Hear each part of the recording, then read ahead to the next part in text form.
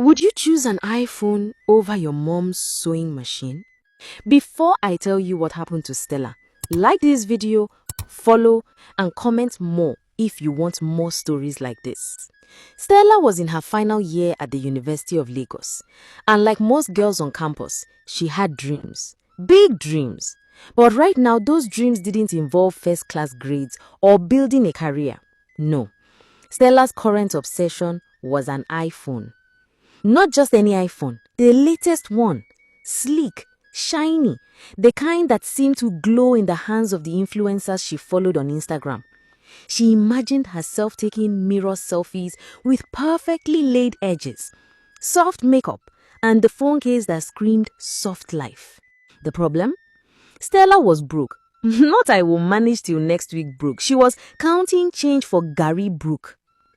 Her parents lived in Ajegunle, struggling to keep their tailoring shop alive. Every month, her mom sent just enough for food and transport. There was no room for luxuries, let alone an iPhone. But every time she opened Instagram, it felt like the whole world had one. Her classmates flaunted theirs shamelessly, taking cute pictures at cafes, making TikToks, posting aesthetic notes with productive day vibes captions. Some even had those matching AirPods. Stella told herself it didn't matter until it did. One night, she sat on her hostel bunk scrolling endlessly. She stopped at a video of two girls in her department, both holding the new iPhone 16 Pro Max, sipping bubble tea and laughing like life had no problems. The caption read, "If you don't have this phone in 2025, what are you even doing with your life?" It stung. She stared at her own old Samsung with a cracked corner and sighed. She remembered how her classmates sometimes snickered when she brought it out in lectures. Stella, upgrade nah, they tease. That's when the thought hit her. I'll take a loan. She'd heard about money lenders in Yaba who gave quick cash, no questions asked. All she had to do was pay it back in 2 months. By then, she was sure she would find a way. Maybe a side hustle. Maybe her uncle would help. Maybe... She didn't know. The next morning, Stella went to one of them.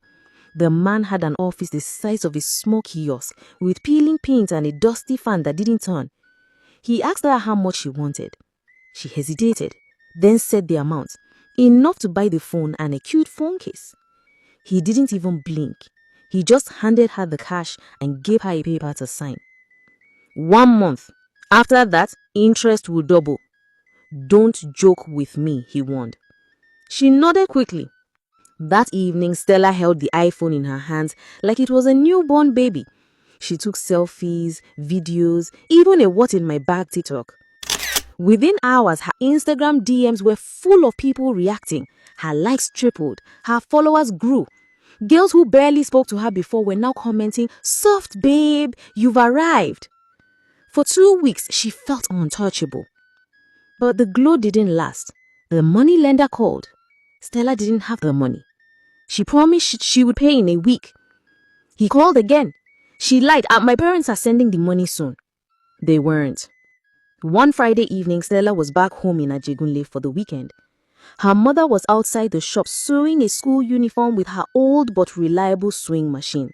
Business had been slow lately, but she still managed to keep the family afloat. Stella was inside when she heard a commotion. 2 men on a bike had stopped in front of their house.